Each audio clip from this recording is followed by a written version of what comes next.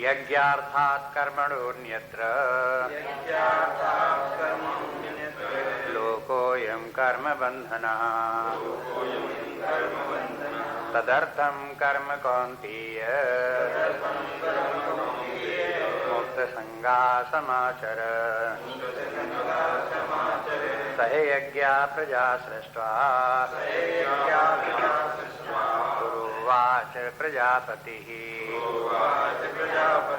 अनेन पृषविश्वध्वम् ईशवोऽस्तु इष्टकामधुक्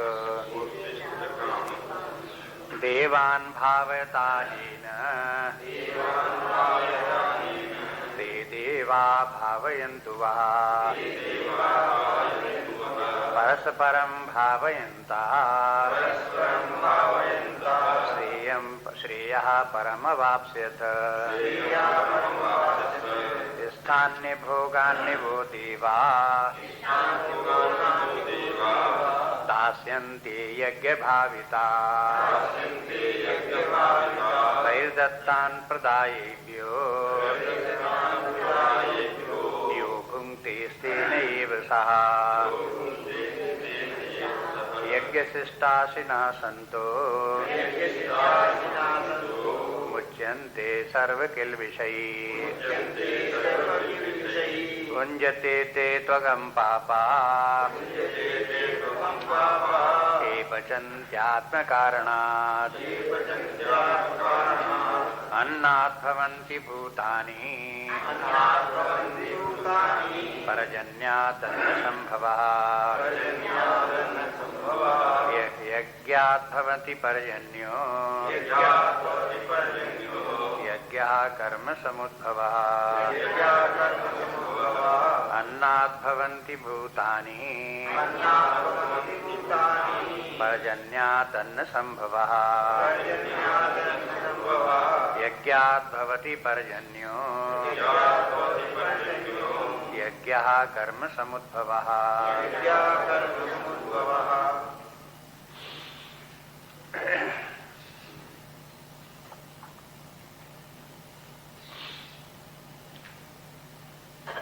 स्मरण करें, देख रहे थे कल कि सृष्टि की रचना ही इस आधार पर हुई कि सारी सृष्टि, सभी प्राणी, सब मनुष्य यज्ञ कर्म करते रहे, यज्ञ भाव से कर्म करते रहे, अपने अपने सब कर्तव्य कर्मों में लगे रहें और उसमें कहीं अनासक्त न हो, असंग भाव से अपने अपने कर्तव्य कर्म में सब लगे रहें। तो इससे एक दूसरे का भावन होता रहेगा, सब एक दूसरे की पूर्ति करते रहेंगे और सबका विकास होता रहेगा, तरक्की होती रहेगी सबकी क्रमशः व्यक्ति श्रेष्ठता को प्राप्त होता जाएगा। बस इसके विपरीत ये भी बता दिया कि यदि कोई व्यक्ति अपने अहंकार, अपने स्वार्थ में पड़ करके इस यज्ञ में भाग नहीं लेता, विरोध करता है, व्यतिक्रम उत्पन्न करता है, तो फिर वो चोर है और फिर उसको प्रकृति में विधान इस प्रकार का, आंतरिक विधान इस प्रकार का है, व्यक्ति को उसका दंड का भागी होना पड़ेगा। चोर के माने पाप, अगले श्लोक में बता दिया, भुंजते तो अघम पापा, वे तो लोग फिर पाप ही खा रहे हैं मानो। अब ये पाप का फल क्या हुआ? दुख। ये जो है कार्य कारण संबंध है। यदि व्यक्ति अहंकार स्वार्थ से पूरित होकर के अन्यायपूर्वक कार्य करता है तो फिर उसका कार्य जो है वो पाप हो जाता है और पाप फिर उसको दुख देता है। ये बात यहाँ बता दी। इस प्रकार से जीवन में दुख का कारण व्यक्ति के अपने ही पाप हैं। अगर वो सही ढंग से कार्य करे तो फिर पापों में ग्रसित न हो और उसे दुख न हो, बल्कि अगर असंग भाव से वही कर्म, अपना कर्तव्य कर्म करता रहे तो मुक्त भी हो जाए, कर्म के बंधन ही से बिल्कुल छूट जाए, सुख दुख कोई भी न भोगने पड़े, पूर्णता प्राप्त हो जाए, ये भी बता दिया।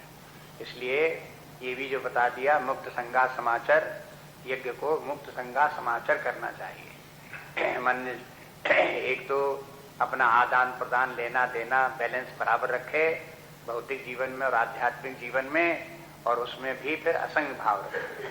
और ये सब कार्य भी समाचार के माने भली भांत करो, सावधानी से करो, कहीं लापरवाही मत करो, टाल मटोली मत करो। बस इस प्रकार से अपने आप अपना उत्साह बनाए रखो, अपने भीतर से जागृत बनो रहो, अपने अपने कर्मों को इस प्रकार से स्वयं करते रहो। ये बात हो गई। अब ये दिखाते हैं, देखो सारी सृष्टि में यज्ञ कर्म कैसे चल रहा है, उसी यज्ञ कर्म में भाग लो। इस यज्ञ को देखते हुए एक उदाहरण ध्यान में रखें कि जैसे आप देखो कि एक बड़ी मशीन हो तो उसी मशीनों में सैकड़ों हजारों पुर्जे लगे होते हैं और मशीन चलती है। कोई प्रोडक्शन का कार्य तभी होता है जब उसके सब पुर्जे अपने अपने स्थान पर ठीक कार्य करते रहें। चाहे एक जरा सा नट बोल्ट भी हो, वो अपने स्थान पर ठीक रहेगा तो मशीन ठीक चलती रहेगी। और जहाँ कहीं जो पुर्जा ढीला हो गया तो पहले तो मशीन में होगी खड़बड़, और उसके बाद मशीन टूटेगी, प्रोडक्शन बंद होगा। इसी प्रकार से यदि सब लोग अपने अपने स्थान पर इस विशाल विश्व के पुर्जे बन करके ठीक ठीक कार्य करते रहें तो सारी सृष्टि यज्ञ भाव से समस्त रूप से कार्य करती रहे और सब लोगों को शांतिपूर्वक कार्य कर चलता रहे। सबका अपना अपना सबका जो वो विकास होता रहे, श्रेष्ठता को प्राप्त होते रहें। और अगर कोई व्यक्ति ऐसा नहीं करता, अपने कर्तव्य का पालन उसने नहीं किया, तो जैसे मशीन का पुर्जा ढीला तो पहले तो होगी मशीन खड़बड़। तो जो हम लोगों में आपस में जो खड़बड़ होती है उसका मतलब क्या है? नहीं होती खड़बड़। जो खड़बड़ होती है, कहा सुनी हो गई, झंझट खड़ा हो गया, विरोध खड़ा हो गया, ये सब खड़ा हो गया, तो इसके माने मशीन गड़बड़ा गई, कहीं पुर्जे ढीले पड़ गए, बस इसके कारण ऐसा हो गया। इसलिए पुर्जे अपने स्थान पर ठीक ठीक काम करते रहें तो मशीन जो है बिल्कुल साइलेंटली एफिशिएंटली काम करती रहे, ठीक ठीक चलती रहे। और फिर उसके बाद ये कि यदि इस प्रकार से मशीन चलती रहे तो प्रोडक्शन बढ़ता रहे, जितना प्रोडक्शन बढ़ेगा उतना ही सब लोगों को, सारे समाज को प्राप्त होगा। तो आप देखो सारी पूरी सृष्टि ही जब यज्ञ के रूप में कार्य कर रही, ध्यान से देखो तो इतना विशाल विश्व है। मनुष्य ही कोई एक प्रकार से कर्म स्वातंत्र होने के कारण से गड़बड़ी करता है, अन्यथा जितनी भी सृष्टि है, चाहे पांच भौतिक सृष्टि पृथ्वी से ले आकाश सूर्य नक्षत्र तारे हों, और चाहे पेड़ पौधे हों, और चाहे कीट पतंग पशु पक्षी हों, ये सब के सब जो है वो प्रकृति के द्वारा संचालित होते हैं। इनके सबके क्रियाकलाप जितने भी होते हैं वो इंस्टिंक्टिव होते हैं। इंस्टिंक्ट के माने है गाइडेड बाय नेचर। नेचर जिस प्रकार चलाती है उस प्रकार चलती है। तो संपूर्ण प्रकृति इतनी विशाल सृष्टि का जो समस्त रूप प्रकृति का है, वो तो इसको यज्ञ भाव से मशीन की तरह से बाकायदे चलाता रहता है। आप हिसाब लगाओ कि साल भर में पृथ्वी सूर्य के चारों तरफ घूम जाती है और 24 घंटे में अपने कीली पर चारों तरफ घूम जाती है, और साल भर के बाद हिसाब लगाओ तो आपको क्या मिलता है? कि ठीक ठीक समय से पूरा हो गया कि नहीं हो गया है? अगर कहीं 1 सेकंड का भी इधर उधर होता है तो आप कहते हो पता नहीं क्या हो गया इस बार, 1 सेकंड इधर हो गया, 1.5 सेकंड इधर हो गया, लेकिन वो सेकंडों के हिसाब में आप समझ लो इतनी विशाल सृष्टि में कार्य चल रहा है और अंतर नहीं पड़ता। इसके माने समाचार है कि नहीं है? इसलिए जब ये भली भांति सारी सृष्टि इस प्रकार से कार्य कर रही है तो वो तो एक नियमबद्ध प्रकृति का कार्य चल रहा है। हर व्यक्ति को उसी में सहयोग देना चाहिए, पार्टिसिपेट उसी प्रकार से करना चाहिए। लेकिन सृष्टि में केवल एक मनुष्य ही एक ऐसा प्राणी है जिसको फ्रीडम ऑफ विल और फ्रीडम ऑफ एक्शन है। वो करे करे, ना करे ना करे, छूट है। तो इसकी छूट के माने ये नहीं कि वो काम बिगाड़े, ऐसी छूट नहीं है। छूट इसलिए है कि जिससे वो इस प्रकृति से बाहर निकल सके, इस प्रकृति के नियमों के बंधन से छूट करके उससे ऊपर जा सके, इसलिए उसे स्वतंत्रता दी गई। अब उस स्वतंत्रता का सदुपयोग न करके दुरुपयोग करे और करे ये कि वो जो इस प्रकार से यज्ञ भाव से सारी सृष्टि चल रही है अपने कानून नियम से, उसमें भी बाधा डाले, तो उससे ज्यादा तो वो तो पशु से भी ज्यादा ज्ञानीता व्यक्ति हो गया। पशु प्राणी तो फिर भी प्रकृति के साथ कार्य कर रहे हैं, उसने प्रकृति के विरुद्ध आचरण करके जो प्रकृति के बीच में एक उसने गड़बड़ी फैलाई, ये बहुत बड़ा अपराध हो गया। तो ये मनुष्य के साथ जो इस प्रकार का जो अपराध करता है प्रकृति के नियम के विरुद्ध कार्य करके, ये उसके लिए फिर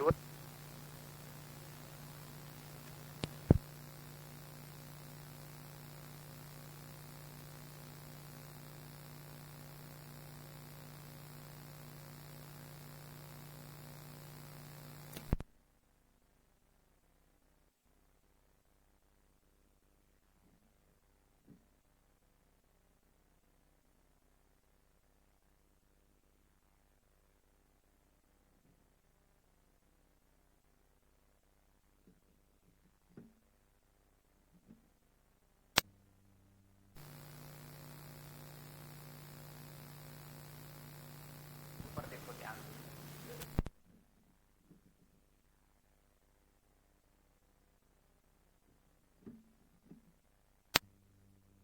गीता में भी दो शब्द आए हैं, फिर याद रखो। एक आया है कृष्णविद और एक है अकृष्णविद। कृष्णविद के माने संपूर्ण को ऐसे होल करके देखो। अकृष्ण माने के माने जो जिसकी की दृष्टि, जिसकी की बुद्धि सीमित है, केवल अपने अपने आप को देखता है, अपने आसपास ही देखता है, ऐसे करके जिसकी की दृष्टि है वो उसकी दृष्टि संकीर्ण कहलाती है। वेस्टर्न साइकोलॉजी में भी ये बात आई। उन लोगों ने भी बताया कि देखो, एक गेस्टाल्ट नाम का एक साइकोलॉजिस्ट हो गया, उसने ये बताया कि देखो दो प्रकार का दृष्टि होती है देखने की। एक होती है ऐसे होल करके और ऐसे होती, दूसरी होती है ऐसे पार्ट करके देख करके।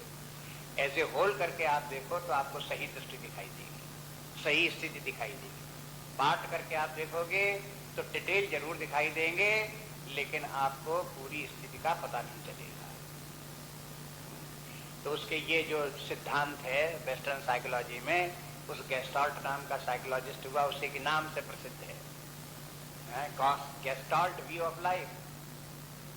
गेस्टाल्ट व्यू ऑफ लाइफ माने जीवन को समग्र रूप में देखो, और अपने ही जीवन को समग्र रूप में नहीं, सारी सृष्टि के साथ मिला करके उसके एक पार्ट के रूप में समग्र जीवन को देखो। और फिर ये देखो कि हम कहाँ स्थित हैं, क्या हमारा कर्तव्य है, जीवन जीने का क्या विधान है, कैसे रहना चाहिए, कैसे नहीं रहना चाहिए। तो वही जो वहां पर गेस्टाल्ट व्यू है, यहाँ भारत इसमें गीता में जो है वो कृष्णविद कहलाता है, संपूर्ण को जानने वाला। इसलिए अब अपने कर्तव्य का निर्धारण करने के लिए हमें अपने जीवन किस प्रकार से जीना चाहिए, जीवन का लक्ष्य क्या है, ऐसे सारी सृष्टि को देखो, उसके साथ अपने आप को देखो कि हम कहाँ से आए, क्या हैं, जहाँ पर स्थित हैं वहाँ पर क्यों स्थित हैं, किस प्रकार से सृष्टि में हम सहयोग कर सकते हैं, कैसे इस सृष्टि में सहयोग करते अपने आप को भी इससे मुक्त कर सकते हैं, इस प्रकृति के नियमों से पार कैसे जा सकते हैं। ये सब विचार करना जो है व्यक्ति का, ज्ञानवान बुद्धिमान व्यक्ति जो है सावधान है, वो इधर ध्यान देते हैं। अन्यथा मंद बुद्धि के व्यक्ति जो है वो संकीर्ण दृष्टि लेकर के जीवन में बस उसने अपने आप को बिगाड़ते रहते हैं और समाज को, संसार को बिगाड़ते रहते हैं। इसलिए एक समष्टि दृष्टि सामने उपस्थित करते हैं। देखो किस प्रकार से ये कहने का तरीका जो है वैदिक तरीका है, पौराणिक तरीका है, उसकी शैली अपनी है। ये कहते हैं अन्नात् भवन्ति भूतानि। आप ये तो जानते ही हो कि समस्त प्राणी अन्न खा करके रहते हैं। मनुष्य भी अन्न के माने केवल यही नहीं कि गेहूं चना अन्न हो, अन्न के माने जो कुछ अत्तात अन्ना, जो कुछ भी कोई खाता है वो सब अन्न है। तो मनुष्य जितना जो कुछ भी खाता है वो सब अन्न कहाँ से आया? उसी अन्न के खाने से ही प्राणी जो है वो भूतानि जीवंती, तब ये जीवित रहते हैं। अन्य प्राणी भी, भूतानि में तो दूसरे प्राणी भी आ गए, गाय बैल बकरी भी तो अन्न खाते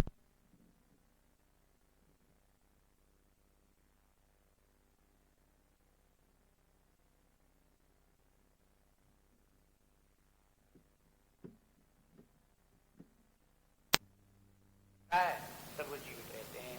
कीट पतंग पशु पक्षी भी खाना खाते हैं, पेड़ पौधे भी खाना खाते हैं, सबको खाना मिलता है। सभी प्राणी जितने हैं जब खाते हैं तभी उनका जीवन चलता है।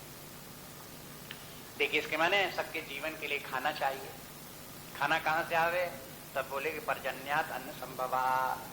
पर्जन्य के माने बादल, जब बादल बरसते हैं तब फिर ये अन्न उत्पन्न होता है।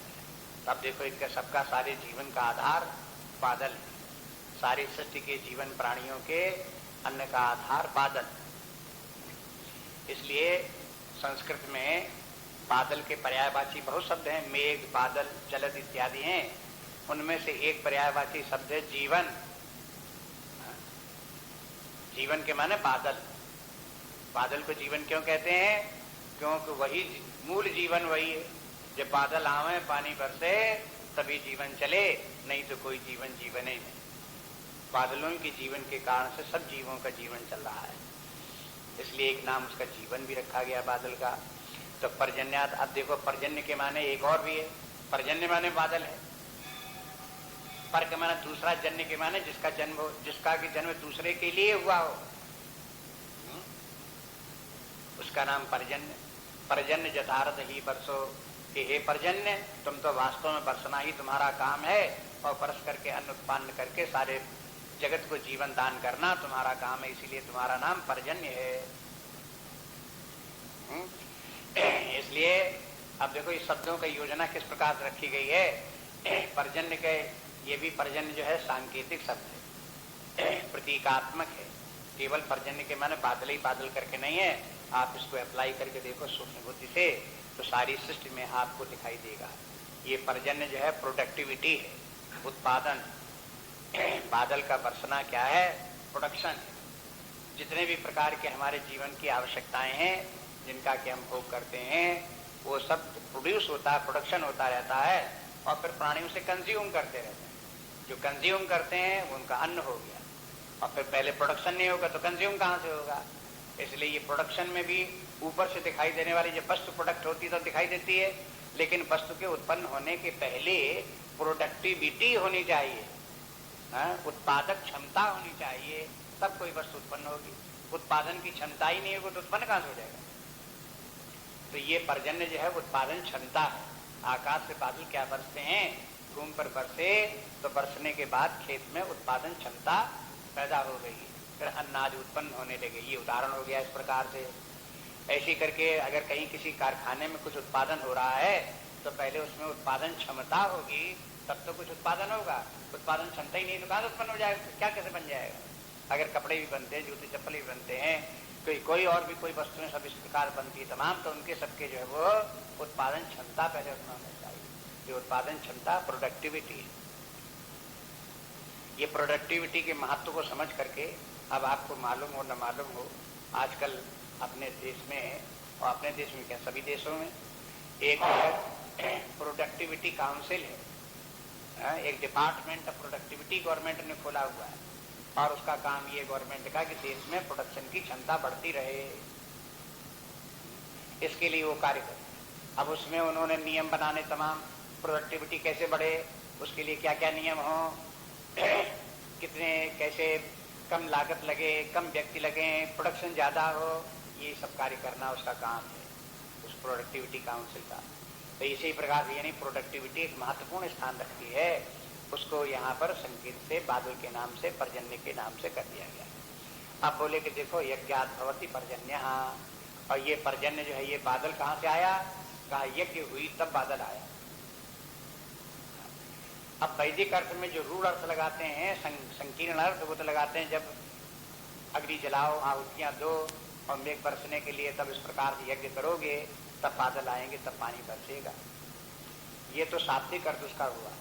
लेकिन सारी सृष्टि को आप देखो तो सारी सृष्टि में यज्ञ हो रहा है, तो जब यज्ञ कार्य सृष्टि में चल रहा है तो उसी के कारण से बादल भी बन रहे हैं, बादल भी आ रहे हैं। सूर्य आकाश में तप रहा है, तभी उस ताप हो रहा है, वायु गर्म हो रही है, पानी गर्म हो रहा है, एक बन रहे हैं। सूर्य के तपने मात्र से ही मेघ नहीं बन जाते, जल भी होना चाहिए, वो भी अपना कार्य कर रहा है। जल भी हो, मेघ भी, सूर्य भी हो तो भी मेघ नहीं बन जाएंगे, उसके साथ साथ वायु भी चाहिए। बिना वायु के मेघ कैसे आकाश में उड़ेंगे? उनके लिए सपोर्ट करने के लिए वायु की भी आवश्यकता है। फिर वायु भी गर्म होनी चाहिए, वायु चलनी भी चाहिए। जब वायु चलेगी तो मेघ भी वायु के साथ चलेंगे। आप देखो कि सारी सृष्टि में तालमेल कैसे है। सूर्य अपना कार्य कर रहा है, पानी अपना कार्य कर रहा है, वायु अपनी कार्य कर रही है, ये सब के सब अपना अपना कार्य कर रहे हैं, तब ये सब का सब है ये मेघ आते हैं और पानी बरसता है। और फिर वो मेघ जहाँ बरसते हैं तो भूमि भी अपना कार्य करती है, तब भूमि में फिर अन्न आदि का उत्पादन होता है, उसका भी अपना, भूमि का भी अपना काम है। ये सब पंचमहाभूत आप देखोगे, ये सब अपना अपना कार्य अपने अपने स्थान पर कर रहे हैं। वायु अपना कार्य कर रही है, अग्नि रूपी सूर्य अपना कार्य कर रहा है, जल अपना कार्य कर रहा है, पृथ्वी अपनी कार्य कर रही है, ये सब अपना कार्य कर रहे हैं, तब इस अन्न का उत्पादन हो रहा है। जब ये सब के सब इस प्रकार से कार्य कर रहे हैं तो यज्ञ कर्म चल रहा है, तब वेग भी है, पानी भी बरसता है, अन्न भी उत्पन्न होता है, प्राणियों का जीवन भी चल रहा है। तो अब ऐसी दृष्टि रखो, सारी सृष्टि को, सारे संसार जगत को ऐसे होल करके देखो, यहाँ क्या क्या चल रहा है, क्या क्या हो रहा है, और क्या हम इस सृष्टि से कहीं बाहर हैं? जब हम इस सृष्टि का अन्न खा रहे हैं, इसका उत्पादन जो हम प्राप्त कर रहे हैं, तो हमारा कार्य क्या हुआ? हम चोर न कहलावे, इसके माने क्या होना चाहिए कि इसी यज्ञ कार्य में हमारा भी सहयोग होना चाहिए, हम भी उसमें कार्य करें, अपना अपना पाठ अपना अदा करें, पूर्ति करते रहें। यही तो धर्म हुआ, नहीं तो चोर कहलाएंगे। इसलिए यह यज्ञात भवति पर्जन्य, और यज्ञ कर्म समुद्भव, और कहते हैं यज्ञ कैसे होता है? कर्म से होता है। बिना कर्म के यज्ञ कहाँ? यज्ञ का संबंध कर्म से है, धर्म का संबंध भी कर्म से है, निष्काम कर्म का भी संबंध कर्म से है। अगर कर्म होगा तभी धर्म भी होगा, कर्म होगा तभी यज्ञ भी होगा, कर्म होगा तभी निष्काम योग भी होगा। बिना कर्म के तो नहीं हो सकता है। सबका आधार, जगत में सबका आधार कर्म, कर्म से ही होता है। लेकिन कर्म शब्द भी यहाँ व्यापक है। कर्म क्या है वो अगले श्लोक में बताते। कर्म कहाँ से आया? तो आपको कर्म के प्रति भी दृष्टि उत्पन्न होगी। एक तो कर्म वो है जो कि हम लोग करते हैं, वो भी कर्म है, और एक कर्म का अर्थ आप देखेंगे चल करके 8वें अध्याय के प्रारंभ में आएगा। जब 8वां अध्याय आएगा तो भगवान ने ये बताया कि 6 बातें व्यक्ति को जाननी चाहिए। अगर आप मुक्ति होना चाहते हो तो 6 बातें जानो और उसी प्रकार से जीवन जियो। उन 6 बातों में से एक है कर्म भी है, और वहां कर्म का अर्थ है सृष्टि रचना। कर्म के माने सृष्टि रचना। ये जितना सृष्टि का विस्तार हुआ, रची गई, और जैसी सृष्टि बनी हुई है, ये सब कर्म है। तो अब ये सारी सृष्टि में सृष्टि का रचना कार्य चल रहा है, सृष्टि कर्म चल रहा है। ऐसे होल करके भी कर्म है, और फिर हम लोगों का व्यष्टि का कर्म है। तो समष्टि का कर्म और व्यष्टि का कर्म। समष्टि का कर्म सृष्टि का संचालन करना, और सृष्टि को अपहोल्ड किए रहना, धारण किए रहना कि सृष्टि चलती रहे। एक कार्य वो चल रहा है। अब उस कार्य में हम लोगों का इंडिविजुअल कार्य है। हर प्राणी का, हर व्यक्ति का अपना अपना अपने क्षेत्र में कार्य है, इसलिए उस कार्य को हर व्यक्ति अपने अपने स्थान पर करता रहे। तो आप देखिए अगला श्लोक, कर्म ब्रह्मोद्भवं विद्धि ब्रह्माक्षर समुद्भवम् तस्मात् सर्वगतं ब्रह्म नित्यं यज्ञे प्रतिष्ठितम्। कर्म ब्रह्मोद्भवं विद्धि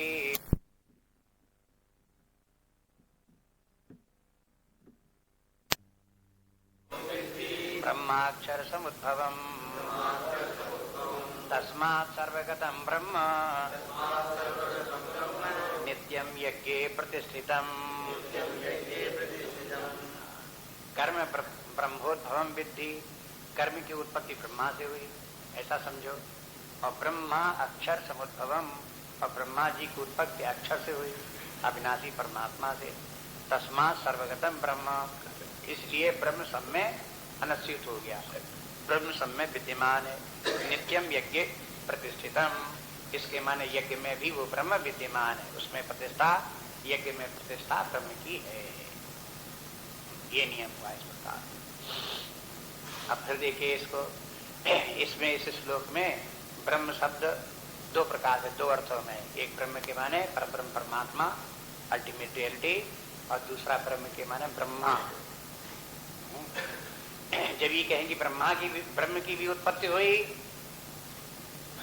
जो परात्पर तत्व से है उससे ब्रह्म की उत्पत्ति हुई, तो यहाँ ब्रह्म का अर्थ बने क्या हो गया?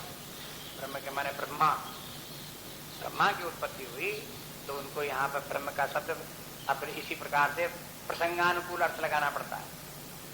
जहाँ ब्रह्म की उत्पत्ति बताई जाएगी वहाँ ब्रह्म हो जाएंगे ब्रह्मा, और जहाँ अल्टीमेट रियलिटी बताई जाएगी वो ब्रह्म परमात्मा तो ब्रह्म हो जाएगा। बस इसी प्रकार से यहाँ इस श्लोक में दोनों को देख लो।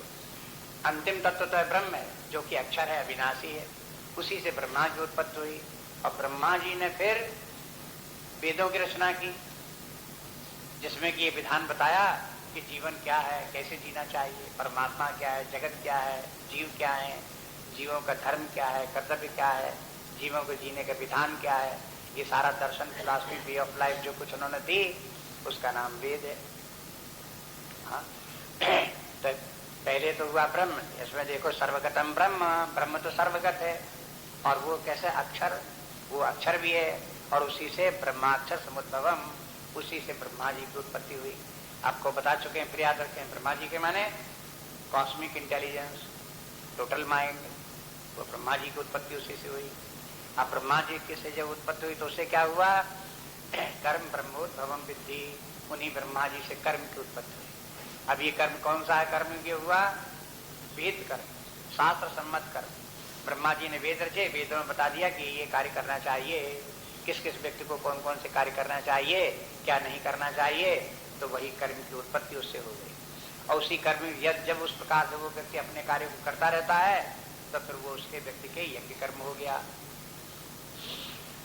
जब यज्ञ कर्म हो गया तो सब लोग अपने अपने यज्ञ कर्म में लगे हुए हैं, तो उससे सारी सृष्टि चलती जाती है, उसी से उत्पादन होता जाता है, उसी उत्पादन से अन्न प्राप्त होता जाता है, अन्न प्राप्त से सब प्राणियों का जीवन चलता जाता है। इस प्रकार से जीवन चक्र जो चल रहा है, ऐसे होल करके देखो किस प्रकार से चल रहा है। इसमें एक बात और भी ध्यान दे सकते हैं, समझ सकते हैं कि जो अपनी वेदांत की फिलॉसफी है वो भी इसमें बता देते हैं। उस दृष्टि से आप देखो तो परमात्मा अंतिम तत्व है। परमात्मा ही अपनी माया शक्ति के द्वारा प्रकट हुआ, तो सबसे पहले उसने समस्त बुद्धि का नाम रूप धारण किया। समस्त बुद्धि जो हो गए ब्रह्मा जी हो गए। अब समस्त बुद्धि से फिर नाम रूपात्मक जगत का जड़ चेतन सृष्टि का विस्तार हुआ। जड़ सृष्टि का आकाश की उत्पत्ति हुई, वायु की हुई, अग्नि की हुई, जल की हुई, पृथ्वी की हुई। ये अपंचीकृत रूप में भी सूक्ष्म रूप में पहले इनकी उत्पत्ति हुई, फिर पंचीकरण होकर के फिर इनकी उत्पत्ति हुई। ये सब कर्म है ब्रह्मा जी का, उन्होंने सारी रचना इस प्रकार से की। फिर अपंचीकृत पंच महाभूतों से मन बुद्धि की उत्पत्ति हो गई, ज्ञानेंद्रियों की उत्पत्ति हो गई, प्राण की उत्पत्ति हो गई, कर्मेंद्रियों की उत्पत्ति हो गई। ये तो वहां से उत्पत्ति हो गई। उसके बाद पंचीकरण हुआ, स्थूल सृष्टि हो गई, पंच महाभूत बन गए। इन पंच महाभूतों से फिर समस्त प्राणियों के स्थूल शरीर बन गए। इस प्रकार से स्थूल सूक्ष्म सारी सृष्टि का विस्तार ब्रह्मा जी से हो गया। और जब सारा जगत का विस्तार हुआ तो ये ब्रह्मा जी का कर्म हुआ, और ब्रह्मा जी ने फिर सबका विधान बता दिया, सृष्टि के नियम बना दिए। जो सृष्टि के नियम बना दिए वो सब कर्म हो गया। अब वही फिर कर्म आ गया, हर व्यक्ति का अपना अपना कर्म उसी में से आ गया।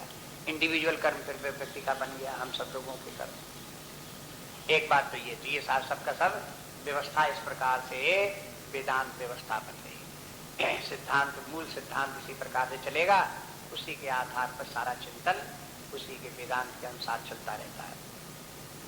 अब एक बात और देखें, कर्म शब्द के संबंध में, कर्म शब्द बार बार आता रहता है, आगे भी आता रहेगा। चौथे अध्याय में आगे चल करके भगवान स्पष्ट कर देंगे कि कर्म को तीन प्रकार से समझो। एक कर्म है, एक विकर्म है, एक अकर्म है। ये तीन बातें आएंगी। तो कर्म के माने है, जब तक व्यक्ति के अपने स्वधर्म का पालन करता है, सामान्य धर्म का पालन करता है, तो इसको संक्षेप में बोलते हैं कर्म। अगर ऐसा न करके व्यक्ति अधर्म में चला जाता है, अन्याय में, भ्रष्टाचार, दुराचार में प्रवृत्त हो जाता है, तो वो कर्म तो वो भी मालूम पड़ता है, लेकिन उसका कर्म का नाम बदल देते हैं, उसके साथ बी लगा देते हैं, विपरीत कर्म माने विकर्म। तो ये हो गया विकर्म।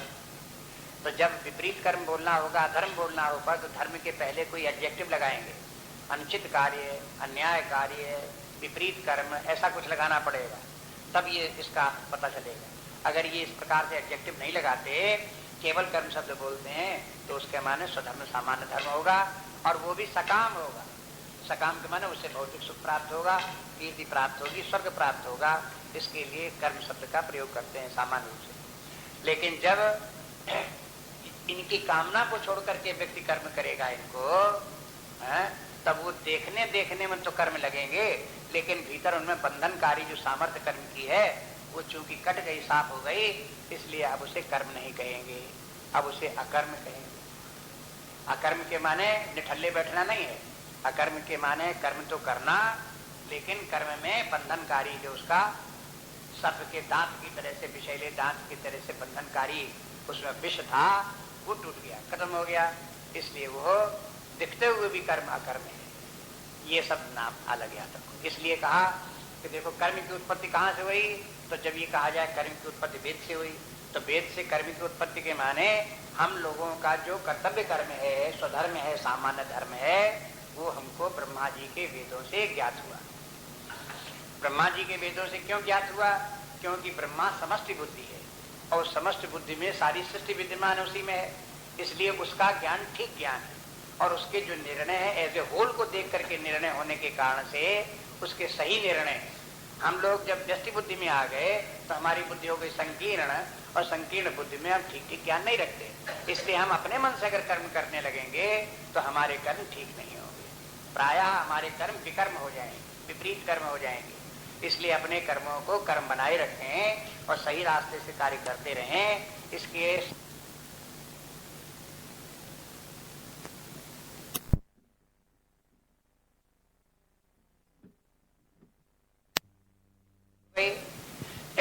कि ब्रह्मा कोई स्वतंत्र व्यक्ति थोड़े हैं, ब्रह्मा जो है समष्टि बुद्धि है, समष्टि बुद्धि का आधार पर ब्रह्म अल्टीमेट रियलिटी परमात्मा ही है, तो परमात्मा ही पर ब्रह्मा में आ गए, ब्रह्मा से ही फिर समस्त सृष्टि हो गई, समस्त सृष्टि के अंतर्गत ही वेद भी हो गए और वेद के अंतर्गत भी धर्म कार्य इत्यादि कर्म भी हो गया। और कर्म जब व्यक्ति करता है व्यक्ति तो उसके लिए सबके साथ तालमेल रख करके जब उस कर्म को करता है तो उस कर्म को यज्ञ कहते हैं। सारी सृष्टि का ध्यान में रख करके यदि हम अपने कर्तव्य कर्म को करते हैं तो हमारा कर्तव्य कर्म कर्म तो है, लेकिन अब वो हो गया यज्ञ हो गया। इसलिए इस प्रकार से व्यक्ति जीवन के इस प्रकार से कार्य करे तब उसका व्यवस्थित जीवन, सिस्टमेटिक जीवन, समझदारी के साथ का जीवन, जीवन का सही रूप इस प्रकार से बना। अब इसकी प्रशंसा करने के लिए, यज्ञ की प्रशंसा करने के लिए बता दिया कि देखो व्यक्ति को ये यज्ञ कर्म करना चाहिए और ये ध्यान रखना चाहिए परमात्मा का ही रूप है।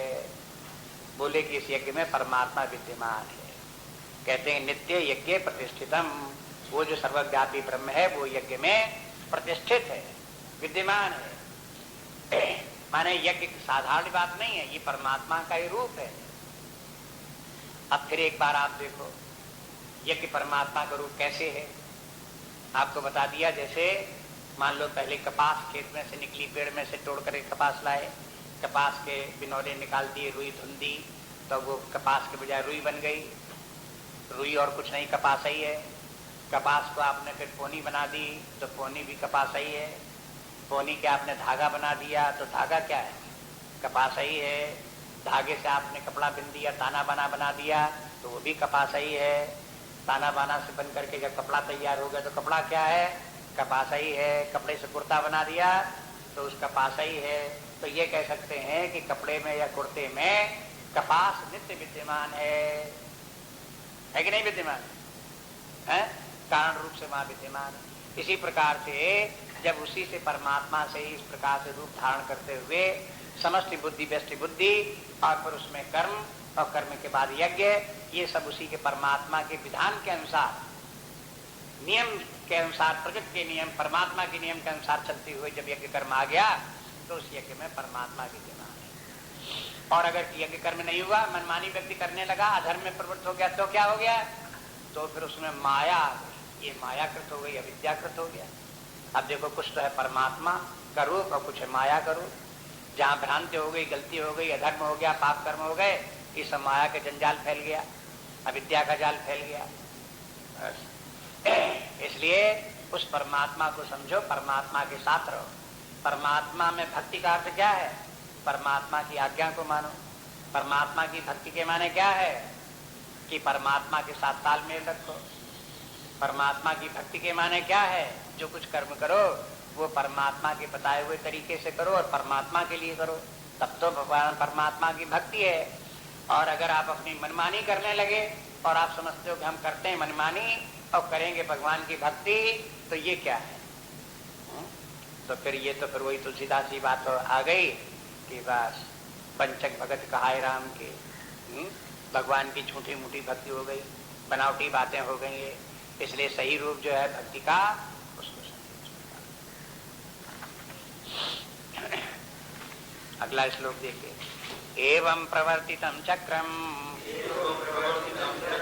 नानुवर्तयति यः अघायुरिन्द्रियारामो मोघम पार्थ जीवते एवं प्रवर्तितं चक्रम नानुवर्तयति यः अघायुरिन्द्रियारामो मोघम पार्थ जीवते। पिछले 2 श्लोकों की जो व्याख्या थी इस श्लोक में आकर के ज्यादा स्पष्ट हो जाती कि मानो वैसा ही अर्थ क्यों लिया आपने, ये क्यों नहीं कहा कि यज्ञ माने यज्ञ करो, आहुतियां करो, बस इसी से पानी बरस जाएगा और इसी से सब चल जाएगा। इसका व्यापक अर्थ कितना लगा दिया, सारी सृष्टि को यज्ञ क्यों बना दिया। अब इस श्लोक में कहते देखो एवं प्रवर्तितम चक्रम, ये तो उस परमात्मा के द्वारा सारी सृष्टि का चक्र प्रवर्तित है, चलाया जा रहा है, एक विशाल चक्र चल रहा है जिसमें कि हर सूर्य भी यज्ञ कर रहा है, जिसमें कि पृथ्वी भी यज्ञ कर रही है, वायु भी यज्ञ कर रहा है, मेघ भी यज्ञ कर रहा है, सब उस यज्ञ में भागीदार लेकर के सब सारी सृष्टि का कार्य ही यज्ञ रूप में चल रहा है। पेड़ पौधे सब यज्ञ कर रहे हैं, आप देखो ना देखो, समझो ना समझो। अब तो लोगों को पता चल गया कि मेघ की वर्षा में पानी बरसते हैं, मेघ आते हैं, उसमें इन पेड़ों का भी पार्टिसिपेशन है, वो भी यज्ञ कर रहे हैं, तब तो पानी बरसता है। इसलिए ये हुआ कि भाई पेड़ सब नमक काट डालो और पेड़ लगाओ और पेड़ लगाओ, कम से कम पानी बरसता रहे। अगर इतनी सृष्टि में से एक भाग निकल जाए तो बस कार्य बंद हो जाए, सृष्टि का गड़बड़ा जाए सबके सब। इसलिए सारी सृष्टि में कार्य व्यवस्थित रूप से चलता रहे, इसके लिए ये एक चक्र चलाया गया, उसमें सब व्यक्ति को पार्टिसिपेट करना चाहिए। एवं प्रवर्तितम चक्रम न अनुवर्तन्ति यह, जो व्यक्ति इस चक्र के साथ इसका अनुवर्तन नहीं करता, वही जैसे बता दिया जैसे मशीन चल रही है बहुत बड़ी, उसी प्रोजेक्ट जिस प्रोजेक्ट को जितना काम करना है उतना अनुवर्तन करना चाहिए, उसके साथ चले, और नहीं चलता है तो मशीन गड़बड़ा जाएगी। इसी प्रकार इतनी बड़ी सृष्टि में यदि हम उसमें जो हमारा कार्य है वो ठीक ठीक कार्य नहीं करते तो उसमें बाधा पड़ती है, व्यतिक्रम आता है। तो ये से सावधान करते हैं, यानी भगवान ही कहते हैं अनुवर्तन करना चाहिए, और जो नहीं अनुवर्तन करता उसका क्या होगा, कहते हैं अघा आयु इंद्रिया रामा, वो अघायु उसका जीवन क्या है, पाप में जीवन है।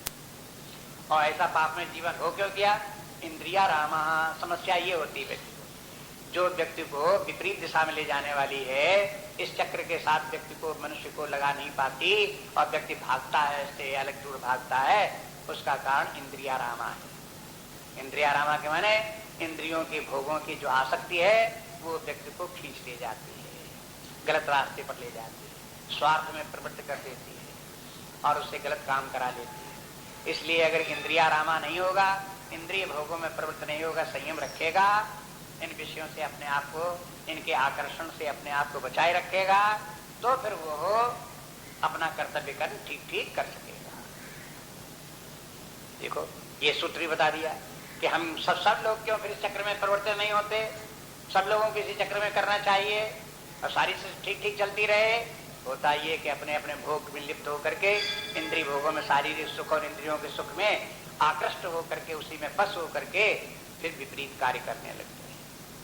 हमारा यज्ञ कर्म एक तरफ धरा रह जाता है, बस विकर्म में पड़ जाते हैं, कर्म फिर नहीं रह जाता है। इसलिए अघायु और इंद्रिया रामा कहते हैं मोघम पार्थ जीवति, इस प्रकार के व्यक्ति इनका जीवन कैसा है, मोघ जीवन।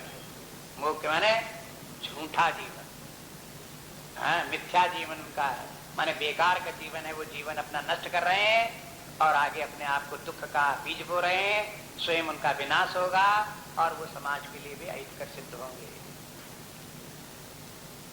ये मोघ, अमोघ शब्द तो आपने सुना होगा, अमोघ, जिम अमोघ रघुपति कर बाना, भगवान के बाण अमोघ है।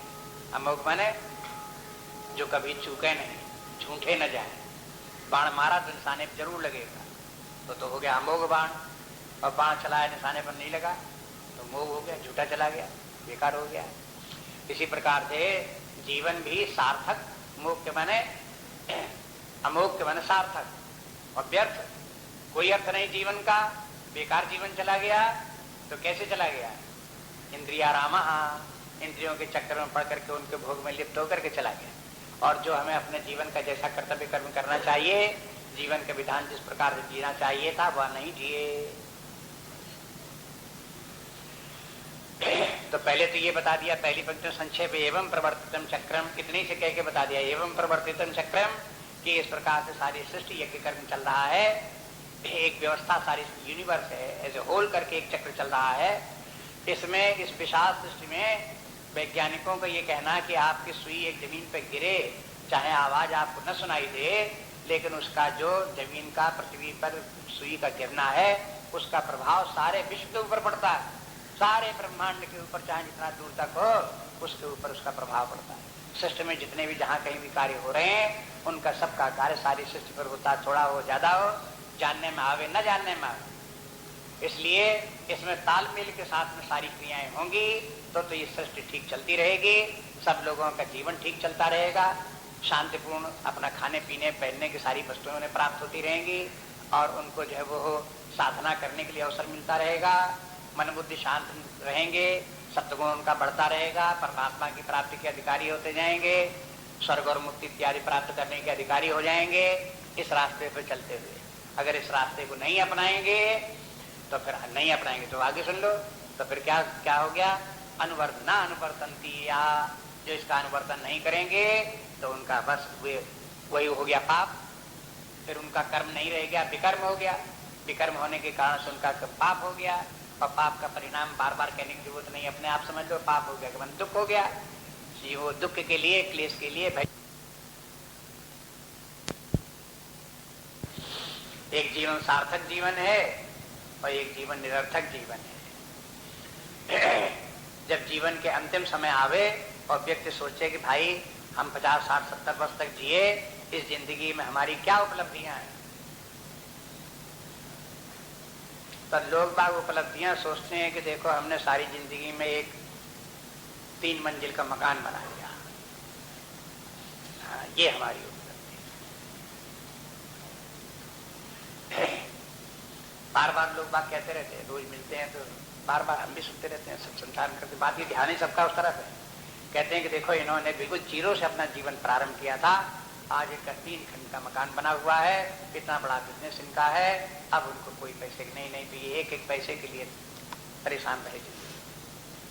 क्या हुआ, जीवन सार्थक हो गया। देखो ये परिभाषा भौतिक जीवन की सार्थकता इसी में, इसीलिए विद्वानों ने सबने कह दिया कि देखो जीवन की उपलब्धियां 2 प्रकार की, एक अभ्युदय है, दूसरा निश्रेयस है। अभ्युदय के माने प्रॉस्पेरिटी, व्यक्ति ने प्रॉस्परस हो गया, भौतिक समृद्धि सब प्राप्त कर ली तो प्रॉस्पेरिटी हो गई।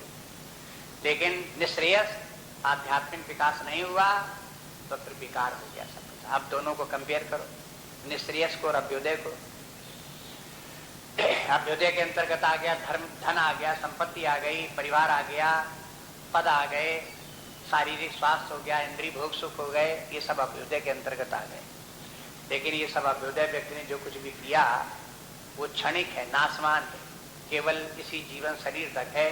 शरीर जहाँ छूट गया, मर गए, तहाँ वो सब अभ्युदय धरा रह गया, उसकी कोई कीमत नहीं, बेकार है, पड़ा रह जाएगा, सब ठाट पड़े रह जाएंगे। जब लाद चलेगा बंजारा, जहाँ उसने सबका संन्यास छोड़ करके चल दिया तो उसके न कहीं शरीर काम आता है, न शरीर से साथ रखने वाले मकान, भवन, परिवार, धन संपत्ति, बैंक बैलेंस कोई काम नहीं आते, वो सब छूट गए ही रह गए। अब यहाँ प्रश्न आता है कि आगे क्या जाने वाला है, वो है निश्रेयस। और निश्रेयस क्या है, ये व्यक्ति की इंटरनल अपलिफ्टमेंट है, आध्यात्मिक विकास है। ये आध्यात्मिक विकास अगर व्यक्ति ने किया तो ये स्थायी विकास है, आगे जीवन में भी काम देने वाला है। और इस भौतिक जीवन में भी अगर व्यक्ति ने आध्यात्मिक विकास कर लिया तो इस जीवन में भी वो भौतिकवादी जीवन जीने वाले व्यक्तियों की अपेक्षा हजारों गुना श्रेष्ठ और सुखमय जीवन जिएगा। नहीं तो बिना आध्यात्मिक विकास के तमाम भौतिक समृद्धि भी देखने मात्र की है, वो व्यक्ति को सुख नहीं दे सकती। व्यक्ति को आंतरिक सुख उन भौतिक वस्तुओं से भी तभी प्राप्त होगा जब व्यक्ति का आध्यात्मिक विकास हुआ हो। ये सब इसलिए जीवन की सार्थकता किसमें है, आध्यात्मिक विकास में, निश्रेयस में है। इसलिए बार बार दिखाते रहते निश्रेयस को प्राप्त करने का प्रयास करो, उसी के लिए करो। अगर निश्रेयस के लिए किया तब तो जीवन सार्थक, निराभौतिक का चमत्कार में पड़े रहे, माया के आकर्षण में पड़े रहे तो जीवन व्यर्थ हो जाए। बहुत अफसोस होता है कि जब दुनिया से चलते हैं, खड़ा परिवार देखे सब चष्म से आंसू निकलते हैं। देखो, चाहे इतना कुछ कर लिया हो, जिस व्यक्ति के पास जितनी ज्यादा परिवार और जितनी ज्यादा संपत्ति, और जब शरीर छोड़कर चलने लगेगा तो क्या होगा? हाय हाय इतना बड़ा परिवार छूटा जा रहा है, हाय हाय इतनी धन संपत्ति छूटी जा रही है, हाय इतना बड़ा हमारी मकान हमने मर मर के बनवाया तो छूटा जा रहा है। बहुत अफसोस होता है कि जब दुनिया से चलती। ये अफसोस न हो व्यक्ति को, इससे छुटकारा करने का उपाय क्या है? अगर व्यक्ति ने वो उपाय कर लिया जिससे कि अंतिम समय शांति पूर्वक आनंद में प्रसन्नता के साथ चले गए, तो इसके माने है जीवन सार्थक। कुछ जीवन में किया, नहीं तो जीवन पे भोगम पार्थ जीवन। इसीलिए इसके बाद जो है आध्यात्मिक रूप जो है वो अब आगे बता देते हैं। यहाँ तक तो ये जो प्रसंग था 16वें श्लोक जो बात थी, यहाँ तक निष्काम कर्मयोग की बात हो गई। लेकिन बता दी कि संपूर्ण निष्ठा कितनी है? निष्काम कर्मयोग, और उसके बाद ज्ञान के द्वारा आत्मज्ञान, परमात्मा की प्राप्ति। उस परमात्मा की प्राप्ति हो तब ये निष्ठा पूरी हो। इसलिए यहाँ तक तो हो गया निष्काम कर्मयोग, और उसके बाद उसका पूरक जो है वो हो ज्ञान है, आत्मज्ञान है। तो संक्षेप में अभी आत्मज्ञान की बात इस अध्याय में विस्तार से नहीं करते, संक्षेप में ही करते हैं, लेकिन थोड़ा सा इसको बता देते हैं। आगे अध्यायों में आगे चल करके इसका विस्तार करेंगे। धीरे धीरे चल करके निष्काम कर्मयोग को संक्षेप में कर देंगे और ज्ञान का विस्तार करते चले जाएंगे। ये क्रम है बताने का गीता में। तीसरे अध्याय के बाद चौथे अध्याय में, पांचवें अध्याय में भी निष्काम कर्म थोड़े से श्लोकों में, और उसके बाद में ज्ञान की बात करो पांचवें अध्याय। तो इन्हीं अध्यायों में तीसरे से लेकर के पांचवें के बीच में ये सब जो है निष्काम कर्मयोग और ज्ञान योग दोनों की चर्चा है। इनको सबको थोड़ा थोड़ा करके देखते हुए समझते हैं, बार बार चित्त में धारण करते रहे।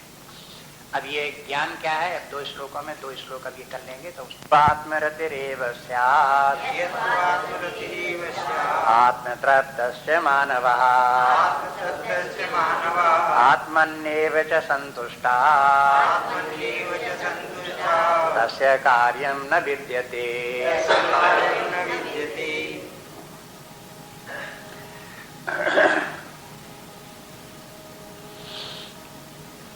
कल जैसा कि देख रहे थे, निष्काम कर्मयोग के बाद आगे बढ़ते हुए आत्मज्ञान, परमात्मा की प्राप्ति, ये परमार्थ की साधना का दूसरा खंड हो गया। परमार्थ साधना को समझने के लिए साधारण रूप में 2 खंड में बांट लिया। पहले निष्काम कर्मयोग और उसके बाद फिर परमार्थ साधना में आती है ज्ञान, आत्मज्ञान, परमात्मा ज्ञान, परमात्मा में स्थिति। अब इसके बीच के जो और चीजें हैं, लिंक बीच में जो है और भी निष्काम कर्मयोग और ज्ञान के बीच की, वो आगे जहाँ कहीं और अध्यायों में जहाँ भगवान आवश्यक समझेंगे वहाँ बताएंगे कि निष्काम कर्मयोग के बाद में उपासना आदि का भी क्या स्थान है, जप है, भगवान का ध्यान है, ये सब भी आवश्यक हैं। और उसके बाद फिर आत्मज्ञान होता है। आत्मज्ञान किस प्रकार से होता है, उसकी प्रक्रिया भी है, वो भी आगे चल करके बताएंगे, 5वें अध्याय में आएगा। तो ये सब बीच बीच की जितनी बातें हैं वो सब के सब आगे आती जाएंगी, उनको बाद में यहाँ जोड़ लेंगे। यहाँ एक बार फिर बता दिया कि निष्काम कर्मयोग के बाद व्यक्ति को आत्मज्ञान प्राप्त करने का प्रयास करना चाहिए और उसमें स्थित होना चाहिए, आत्मज्ञानी हो जाएगा। अब यहाँ आत्मज्ञान का तात्पर्य क्या है, ये दूसरे अध्याय में भगवान बताए। आत्मज्ञानी व्यक्ति के लक्षण भी बताए आए हैं और आत्मा के भी लक्षण बताए आए हैं। दूसरे अध्याय में बता दिया कि आत्मा जो है वो नित्य है, अविनाशी है, निर्विकार है, उसका किसी प्रकार से विनाश नहीं हो सकता, चेतना स्वरूप है, आनंद स्वरूप है, पूर्ण है, अनादि अनंत है, अव्यय है। ये सब बातें जो है वो दूसरे अध्याय में भगवान बताए। ये तो आत्मा के लक्षण हो गए, जैसे नैनम छिन्दन्ति शस्त्राणि नैनम दहति पावकः न चैतम क्लेदयं चाप्य हो न शोषयति मारुतः। ये क्या हुआ? आत्मा अविनाशी है, किसी प्रकार से विनाश नहीं हो सकता, न अस्त्रों से, न शस्त्रों से, न किसी प्रकार से और किसी वस्तु से, पानी से, न आग से उसका विनाश नहीं हो सकता, अविनाशी आत्मा है। दूसरे ये भी बता दिया शरीर का विनाश होता है और शरीर छोड़ करके जीव एक शरीर से दूसरे शरीर में चला जाता है, शरीर के नाश होने से उसका विनाश नहीं होता, ये भी बता दिया। ये भी बता दिया कि जिनको किस प्रकार से जीव भाव के बाद में शुद्ध आत्म तत्व का प्राप्त हो जाती है, उनकी स्थिति क्या होती है, तो कहते वो स्थित प्रज्ञ हो जाते हैं। स्थित प्रज्ञ कह करके ज्ञानी व्यक्ति के, आत्मज्ञानी व्यक्ति के लक्षण दूसरे अध्याय में हो चुके हैं, उनके सबके साथ में इसे जोड़ना चाहिए। वैसे तो दूसरा अध्याय ही है सांख्य योग, और सांख्य योग के माने ज्ञान प्रधान, सांख्य माने ज्ञान, तो दूसरा अध्याय ज्ञान प्रधान है। ज्ञान की बातें, आत्मज्ञान की बातें, जीव क्या, आत्मा क्या, परमात्मा क्या, पुनर्जन्म क्या, और फिर ज्ञानी व्यक्ति के लक्षण क्या, ये सब वर्णन दूसरे अध्याय में हो ही चुके हैं। तो उनको जब हो चुके हैं, उनके साथ में फिर इसको देखें तो जो बात वहां पहले न कही गई होगी वो बात यहाँ पर और आगे बता देते हैं। वो एक बात ये कि देखो, ज्ञानी व्यक्ति के लिए दो बातें हैं। एक तो ज्ञानी व्यक्ति अपने आत्मा में के आनंद में ही स्थित है और वो अपने आत्मा के आनंद में संतुष्ट है। दूसरी बात ये कि जब संतुष्ट है, कुछ करना शेष नहीं है, तो फिर कार्य भी उसके लिए कोई नहीं। देखिए श्लोक का अर्थ को देखिए, यस्तु आत्मरत व्यवस्यात्, यस्तु यह तु, किंतु जिस व्यक्ति के आत्मरति रेवस्यात्, आत्मरति है, आत्मा में ही रमण करने वाला, उसी में प्रेम है, आत्मभाव में ही रहता है। आत्मतृप्तस्य मानवः, और अपने आत्मभाव में ही तृप्त भी है, संतुष्ट भी उसी आत्मा में ही है। और कहते हैं आत्मन्येव च संतुष्टः, और अपने आत्मा में ही संतुष्ट है। तस्य कार्यम न विद्यते, तो उसके लिए फिर कोई कार्य बचता नहीं है। विद्यते मन उसके लिए कार्य जैसी कोई वस्तु है ही नहीं, वो कार्य करे तो क्या करे। अब इसको फिर देखिए, आत्मज्ञानी की बात में भगवान ने तीन लक्षण उसके बताए। एक बात तो यह है कि आत्मरति है, दूसरे आत्मतृप्त है, तीसरे जो है वो आत्मसंतुष्ट है। ये तीन बातें बोली और फिर बोली कि इसके इच्छा चूंकि ऐसा है, इसलिए उसके लिए कोई कार्य शेष नहीं। अब यह तू के माने है किंतु, किंतु के माने पहले जो प्रसंग चल रहा था कि व्यक्ति को कर्म तो करना ही पड़ेगा, बिना कर्म के कोई व्यक्ति रह नहीं सकता, उसे नियत कर्म करने ही चाहिए, उसे निष्काम कर्म योग करने ही चाहिए, ये भगवान जो कहते चले आ रहे थे वो कह रहे हैं। लेकिन किंतु माने जिसने कि फिर ये निष्काम आदि कर्म करके आत्मज्ञान प्राप्त कर लिया, उसके लिए क्या ये नियम है? कहते कोई नियम नहीं उसके लिए, इसलिए किंतु बोल दिया। माने यहाँ आकर के फिर जो वो उसका जो है कर्म का जो विधान उसके साथ में था, विधि नियम, ये करो, ये न करो, ऐसे करो, वैसे करो, ये सब विधि निषेध उसके साथ आकर के, ज्ञानी व्यक्ति के साथ आकर के सब समाप्त हो गए। इसलिए भगवान ने बोल दिया किंतु। यह माने जो व्यक्ति यह आत्मरत रेव स्यात्। अब आत्मरत के माने यहाँ पर क्या हुआ? आत्मा के माने यहाँ जीव नहीं, आत्मा तो वैसे कई जगह प्रयोग होता, शरीर देहात्मा, शरीरात्मा ऐसे भी बोलते हैं। कहीं अपने अहंकार का जो है वहां पर भी आत्मा, जीव भाव में हम भाव बोल देते हैं। लेकिन अब यहाँ जो आत्मा शब्द का प्रयोग हुआ है यहाँ पर, वो यहाँ इस आत्मा के लिए हुआ जो कि तीनों शरीरों से परे है। वो तत्व बोध वाला जो है वो आत्म तत्व का, आत्मा का जो की परिभाषा है वो यहाँ याद रखें कि कौन सी आत्मरति किस आत्मा में है? स्थूल सूक्ष्म कारण शरीर व्यतिरिक्ता पंचकोशातीता अवस्थात्रय साक्षी, वो आत्मा, ऐसा जो आत्मा है उस आत्मा की बात बोले कि उस आत्मा में आत्मरतिरेव स्यात्, उसी में जिसकी रति है, मध्य आत्मा में ही जिसका कि प्रेम है। अब प्रेम शब्द का या रति शब्द का संबंध ध्यान दो तो आपको पता लगेगा, आनंद से है। जहां आनंद है वहीं प्रेम है, जहां प्रेम है वहीं आनंद है। अब देखो ये सब सूत्र हैं वेदांत के, अपने आप विचार करके देखो तो यही पता लगेगा। अगर कहीं किसी व्यक्ति को, कहीं व्यक्ति से, वस्तु से, कहीं किसी से प्रेम है तो क्यों प्रेम है? क्योंकि उसे वहां आनंद मिल रहा है या मिलने की आशा है। बिना सुख और आनंद के कहीं किसी व्यक्ति को प्रेम नहीं होता। अगर कहीं ये मालूम हो कि यहाँ तो दुख का कारण है, इससे तो दुख होगा, तो प्रेम होगा? क्यों नहीं होगा? अब देखो ये अपने आप ये कोई ऐसी बातें नहीं कि आज भी ट्रेवी कह दी गई, मनमानी मनगढ़ंत बातें कह दी गई, झूठ मूठ, ऐसे नहीं है।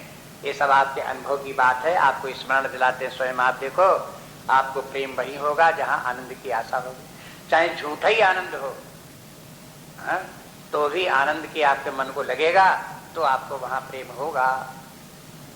ये बात नहीं कि सच्ची वस्तु में ही आनंद हो और सच्चा आनंद प्राप्त हो तभी आपको प्रेम होगा। झूठे में भी प्रेम हो सकता है। इसलिए एक उदाहरण दिया जाता है वेदांत में, भ्रांतियों में से एक उदाहरण क्या है?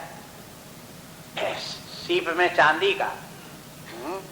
सीप में चांदी का उदाहरण इसलिए है कि जहां कहीं व्यक्ति रास्ते में चलते हुए उसको लगा कि ये तो चांदी का रुपया पड़ा हुआ है? तो चूंकि चांदी में उसे प्रेम है, उसमें समझता है कि इसके ये मिल जाएगा तो इससे तो हम अपने सुखदायक वस्तु कोई ना कोई खरीद सकते हैं, मिल सकती है, इस आशा से वो उसमें प्रेम है और झट से दौड़ करके उसे उठा लेगा। बाद में भले उसको सीप मिले, ये तो सीप है, फेंक दे बाद में। लेकिन भ्रांतिजन्य भी वस्तु अगर होगी और सुख की आशा उससे होगी तो उसमें प्रेम होगा, उसके लिए दौड़ेगा, उसे प्राप्त करने की कामना करेगा। और जहां जहां सुख की आशा नहीं, वहां पर फिर उसको कोई प्रेम नहीं। इसलिए इन संबंध को इस प्रकार से जोड़ करके देखें। अब जब कह दिया कि आत्मरत्रेय स्यात्, आत्मा में ही जिनको की प्रेम है, जिनको ये बात समझ में आ गई कि आत्मा ही आनंद स्वरूप है और आत्मा से ही प्रेम करने लगे, तो फिर उनकी स्थिति दूसरी हो गई। अब देखिए, प्रेम के स्थान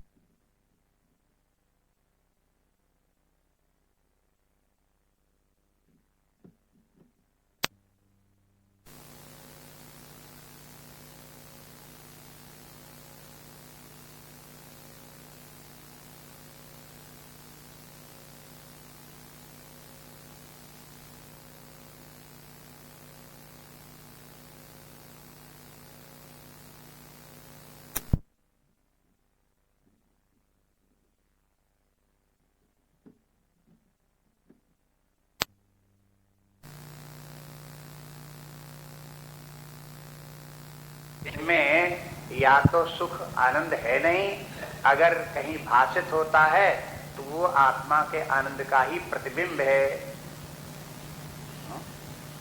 जैसे दर्पण में बताओ प्रकाश होता है कि नहीं होता है? दर्पण